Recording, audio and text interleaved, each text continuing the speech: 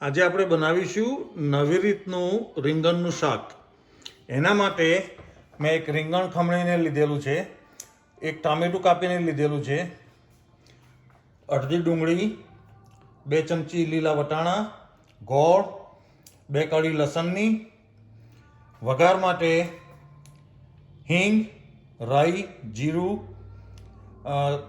મસળેલા આખા ધાણા, વરિયાળી, મીઠો લીમડો.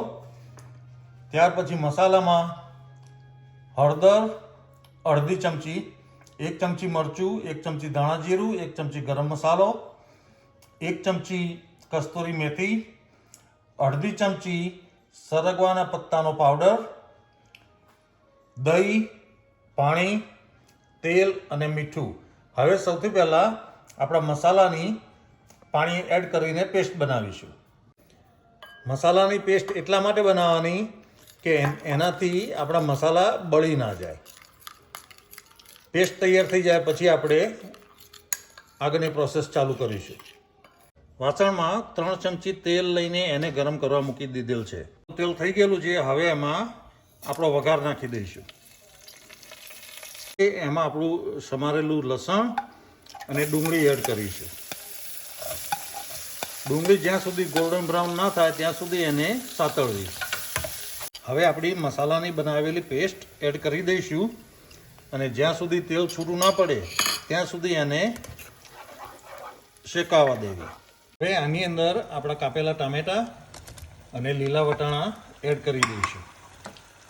એને સારી રીતે સરસ પેસ્ટ બને ત્યાં સુધી ચડવવું. આ ટાઈમે આમાં આપણા સ્વાદ પ્રમાણે મીઠું એડ કરી દેવું. બધું સરસ મિક્સ કરીને 2 થી 3 મિનિટ માટે ઢાંકીને ટામેટાં થવા દેવા. અત્યારે આપણે એ 2 કોકડી ગોળ લીધેલો છે એને એડ કરી દઈશું જેથી ગોળ ઓગળી જાય. હવે 2 થી 3 મિનિટ મેં ટામેટાને બધું થવા દીધું છે. હવે એમાં આપણું રીંગણ એડ કરી દઈશું. બધું સરસ રીતે મિક્સ કરી દેવું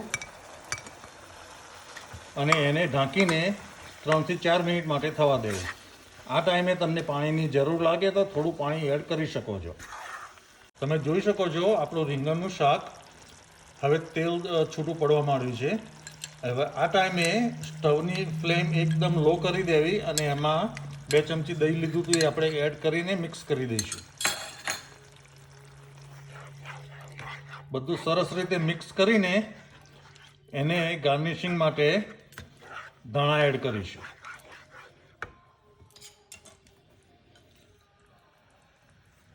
ધાણા નાખ્યા પછી એને સરસ મિક્સ કરી દેવું. હવે આપણું શાક સર્વિંગ માટે તૈયાર છે. આને તમે રોટલી, ભાખરી, પૂરી ગમે તે સાથે ખાઈ શકો. Thank you for watching the video. Video ગમે હોય તો શેર કરજો, સબસ્ક્રાઈબ કરજો અને લાઈક કરજો.